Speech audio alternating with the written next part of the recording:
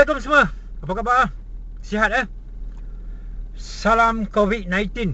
Sudah lebih 2 minggu kita berkurung. Okey, apa yang saya nak cakap sekarang ni ialah apabila berlaku penularan COVID-19, ianya sangat memberi kesan negatif pada ekonomi negara. Setuju tak? Apatah lagi setelah 2 tahun sebelum ni ditadbir oleh Pakatan Harapan. 2 tahun itu Pakatan Harapan telah merosakkan ekonomi kita yang sebenarnya kukuh sebelum itu, yang ditadbir oleh Barisan Nasional. Setuju atau tidak? Anda setuju kan? Sebelum Pakatan Harapan mengambil alih, kerajaan kita stabil, kukuh. Pincang sikit-sikit tu perkara biasalah. Bukan nak kata perfect, tetapi dalam keadaan yang sangat baik. Tetapi apabila Pakatan Harapan ambil alih, apa jadi? Merudum. Itu adalah fakta, bukan auta ya.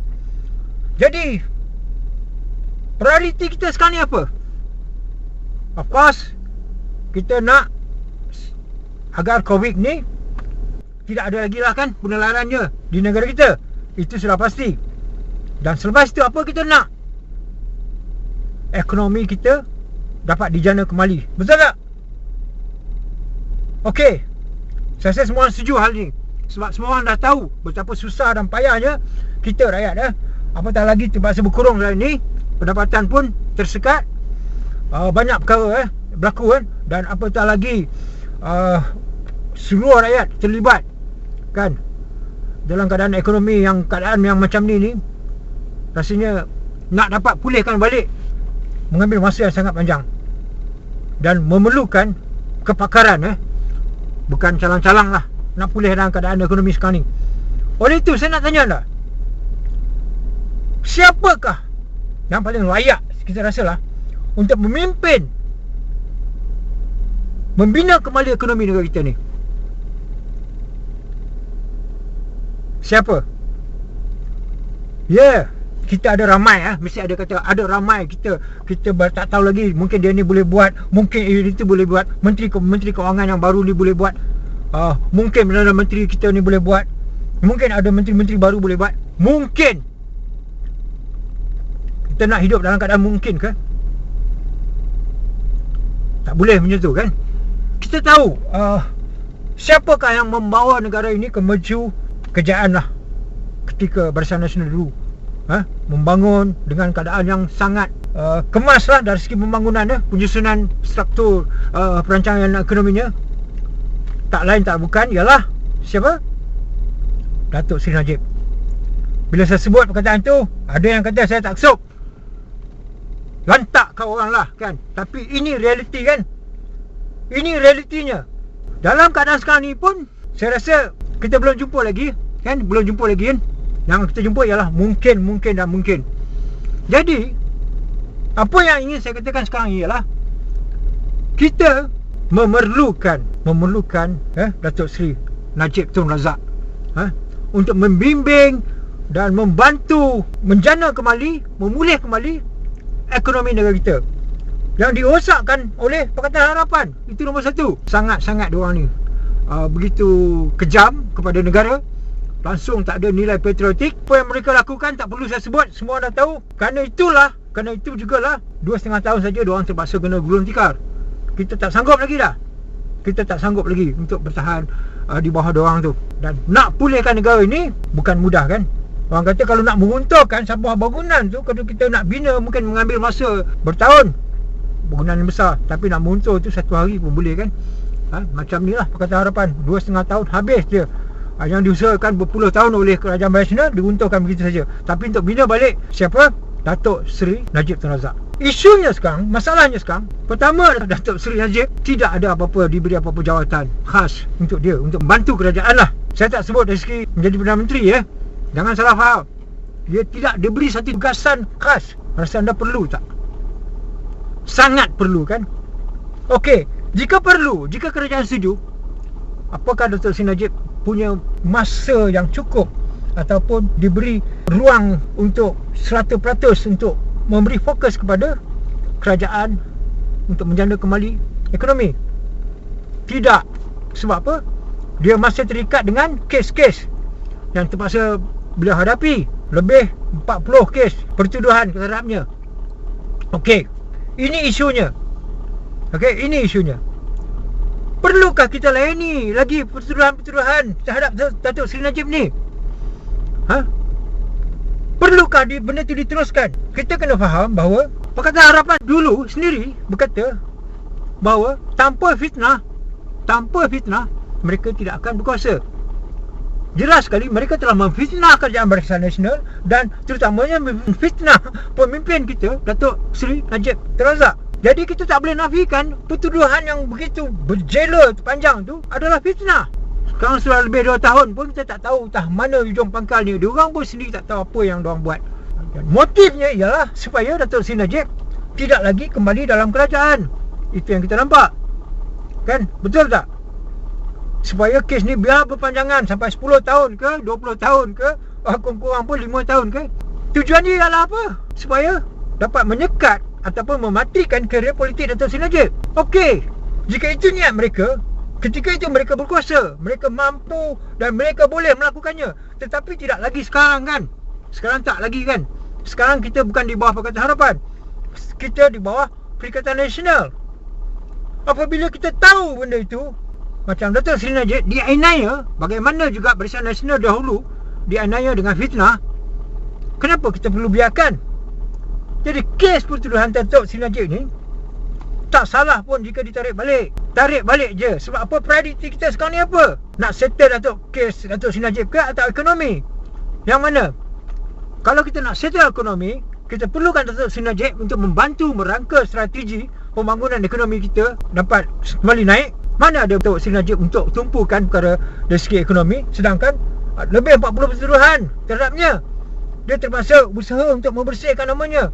Kalau kita nak bagi dia tumpu 100%, kita tarik balik pertuduhan terhadap dia. Dan pertuduhan tu kita nampak banyaknya fitnah, disengajakan untuk mematikan kerjaya politik seseorang. Tarik balik kes tu.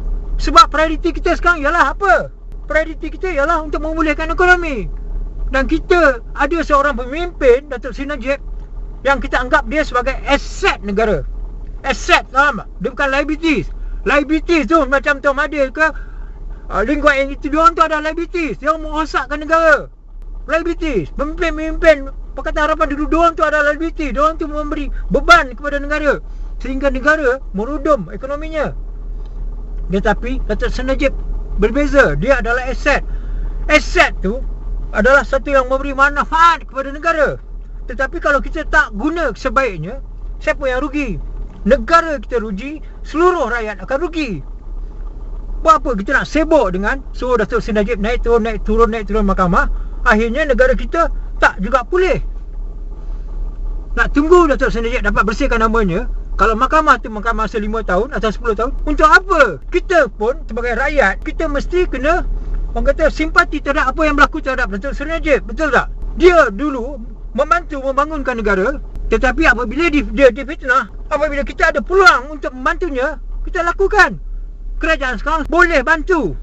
Caranya ialah, kalau tak nak balik pun, buang banyak kes-kes yang tak ada kena-mengena pun, ataupun kes-kes yang kita rasa tidak perlu dikenakan terhadap Datuk Seri Najib. Kalau boleh tarik semua pun. Kalau kita nak mengambil tindakan yang sama terhadap Tun Mahathir ke, Lee Kuan Yew ke, ataupun menteri-menteri yang lalu, boleh, banyak pertuduhan kita boleh buat, tapi itu bukan prioriti. Kalau kita sibuk nak buat pada Datuk Seri Najib naik turun mahkamah, buatlah pada orang yang lain-lain juga, seperti Tun Mahathir, Lee Kuan Yew dan sebagainya. Tetapi kita tak mahu buat. Sebab apa? Prioriti kita ialah membangunkan kembali ekonomi negara. Jadi, setuju tak anda? Kita hentikan pertuduhan tu. Buang masa je. Buang masa. Merugikan kerajaan. Kenapa? Bila kes pertuduhan sampai 40 lebih tu, yang makan masa berapa tahun tu, kerajaan menggunakan banyak belanja tu. Banyak belanja. Kes guaman, kes yang mahkamah lah, itu ni semua. Buang masa. Lepas tu kes-kes lain terpaksa ditangguhkan. Terpaksa kerana nak memberi laluan kepada kes Datuk Seri Najib. Kes-kes lain yang perlu boleh diselesaikan segera, terpaksa tertangguh. Buang masa tak? Begitu juga yang bagaimana saya sebut tadi, Datuk Seri Najib yang kita harap dapat membantu membangunkan, membina sebalik negara, tidak dapat melakukannya sebab kita biarkan dia pergi naik turun mahkamah. Rugi tak? Akhirnya siapa yang rugi? Seluruh rakyat rugi, negara rugi. Kita sering kali kita dengar, biarlah bagi dia bersihkan dulu nama dia, bagi dia bersih. Dia dah kena fitnah. Kita tahu fitnah, kita jangan layan lah. Tolaklah benda tu ke tepi. Katalah anda, antara orang kata, biar dia bersihkan nama dia. Okey, saya tuduhkan anda telah merogol semua anak jiran anda. Anda tak pernah buat benda tu.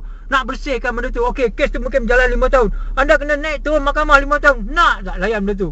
Kalau kes tu boleh ditarik balik, tarik balik. Buang masa je. Sebab benda tu fitnah. Ataupun prioriti kita keutamaan ialah membangunkan negara. Kita tengok kes 2.6 bilion yang dituduh Najib mencuri duit IMDb. Akhirnya raja daripada Arab, Arab Saudi mengakui bahawa itu adalah sumbangan daripada mereka. Tak ada jadi fitnah dah. Termasuk juga dulu kes Alton Tia. Datuk Seri Najib membunuh lah, bersebahat apa semua. Benda tu kes dah settle. Tiba-tiba buka balik kes tu, sengaja nak panjangkan balik, nak merangkapkan Datuk Seri Najib. Takkan kita nak biarkan benda tu? Buang masa tak? Bukan kerana kita setakat nak membela Seri Najib, tapi kita perlukan Datuk Seri Najib membantu negara sekarang ni. Banyak benda yang kita, ilmu yang dia ada tu, Datuk Seri Najib tu ada selama lebih 9 tahun jadi Perdana Menteri, kan? Dan dia pula mendapat kedudukan sebagai antara menteri kewangan terbaik di dunia ni, kan?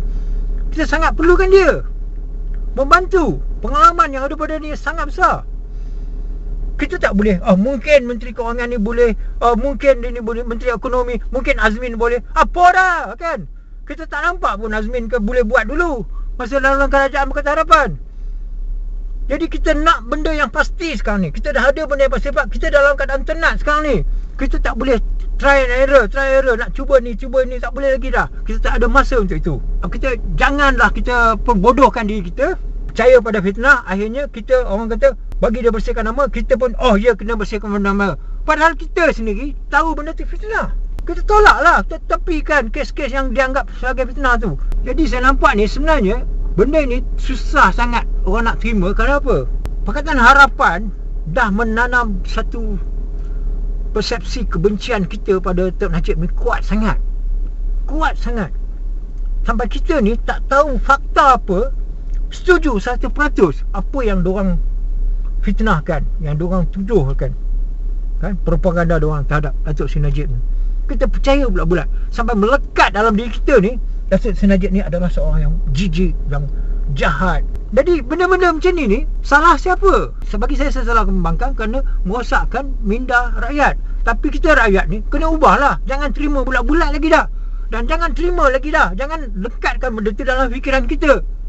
Jangan percaya lagi dah, kan? Kenapa kita masih lagi percaya nak tuduh Najib ni dengan IMDb lah, Najib dengan kes ni, kes tu. Bukti sampai sekarang pun apa pun tak ada. Kita masih lagi nak percaya. Akhirnya Datuk Seri Najib yang kita anggap sebagai aset yang sangat penting, sangat berharga untuk membantu negara ni, kita tak dapat gunakan dengan sebaiknya. Rugi tak? Sebab hati busuk pada kita yang berdendam, yang percaya kepada fitnah. Akhirnya yang rugi diri kita sendiri. Siapa susah? Korang juga susah, kan? Korang juga yang susah. Semua rakyat susah. Mesti ada kata, alah takkan dia boleh seorang saja boleh buat. Setakat ini itu yang kita nampak. Kita minta kerajaan Perikatan Nasional sekarang ni revise balik pertuduhan terhadap Datuk Seri Najib ni. Kalau boleh tolak balik, tolak ke tepi balik. Kalau boleh tarik balik. Kita tahu kerana kerajaan Pakatan Harapan dahulu, diorang ni menang kerana fitnah. Dan diorang sendiri mengaku benda tu fitnah. Dan Tuhan dah tunjuk dah pada kita betapa gagalnya diorang, yang memberikan 1001 janji kepada rakyat. Konon-konon diorang kita nak pulihkan negara, kan, nak baiki negara. Sebenarnya diorang tu merosakkan, bagai tikus membaiki labu. Apa kita tunggu lagi? Kenapa perlu tunggu lagi? Padamlah sifat-sifat dendam politik, dendam apa semua. Saya minta Perdana Menteri kita Tan Sri Muhyiddin Yassin agar lebih terbuka dalam hal ini. Kita boleh terima, mungkin dulu Tan Sri ada melakukan sedikit kesilapan kerana terpercaya dengan tuduhan-tuduhan terhadap Datuk Seri Najib. Saya yakin Tan Sri sendiri tersilap langkah. Itu perkara biasa berlaku pada semua manusia. Semua manusia buat silap. Tetapi apabila Tan Sri kembali ke dalam Muafakat Nasional ni, membina satu Perikatan Nasional, saya harap Tan Sri terima hakikatnya bahawa dalam Barisan Nasional ni ada seorang pemimpin yang sangat berkaliber, yang boleh membantu Tan Sri. Tan Sri sebagai Perdana Menteri, Tan Sri mahu melihat negara ini dapat kembali secepatnya membangun. Kita gunakanlah beliau sebaik-baiknya. Tenangkanlah mindanya, lakukanlah apa yang terbaik agar beliau dapat menumpukan 100% menjana kembali ekonomi negara. Kita tahu itu kelebihan yang ada padanya dan itulah minatnya sendiri. Saya sendiri nampak. Kita lihatlah hampir setiap hari, saban hari Datuk Seri Najib menulis bagaimana memulihkan kembali negara kita dari segi ekonomi. Saya mohon agar Kerajaan Perikatan Nasional tolonglah terima kembali Datuk Seri Najib bersama membangunkan negara kita ini, menjana kembali ekonomi. Dan saya sangat-sangat harapkan agar segala pertuduhannya, lebih 40 pertuduhan terhadap Datuk Seri Najib ini, dan jika boleh pada isterinya jugalah, ditarik balik. Lantaklah apa Pakatan Harapan nak cakap, lantaklah DAP apa dia nak cakap, pergi mampuslah sama diorang. Dioranglah yang merosakkan negara kita. Apa yang kita nak jaga sangat hati diorang tu? Sekarang ni beban yang diorang buat ni kita yang kena tanggung. Betul tak? Sekarang kita nak dengar lagi cakap diorang. Mengambilkan borai aja, jangan layan lagi dah. Diorang itu adalah perosak negara. Satu kesilapan besar jika kita nak buat satu keputusan, kita nak dengar ataupun nak jaga hati musuh kita. Apabila kita nak buat satu keputusan yang baik untuk negara, kita nak dengar pandangan orang yang merosakkan negara. Patut ke macam tu? Jangan peduli lagi lah. Gunakan kuasa sepenuhnya. Kena berani buat keputusan. Cukup-cukuplah kita nak menjaga hati musuh-musuh kita ni. Dah terlalu banyak kita jaga hati diorang ni.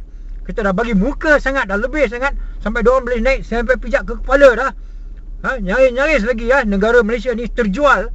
Nyaris lagi kita ni dah, orang Melayu lagi dah tak ada muka lagi dah di negara kita ni. Nyaris lagi dah. So cukup-cukuplah, belajar daripada kesilapan yang lalu. Sekarang ni kita buat keputusan untuk negara, untuk rakyat semua, untuk kita semua.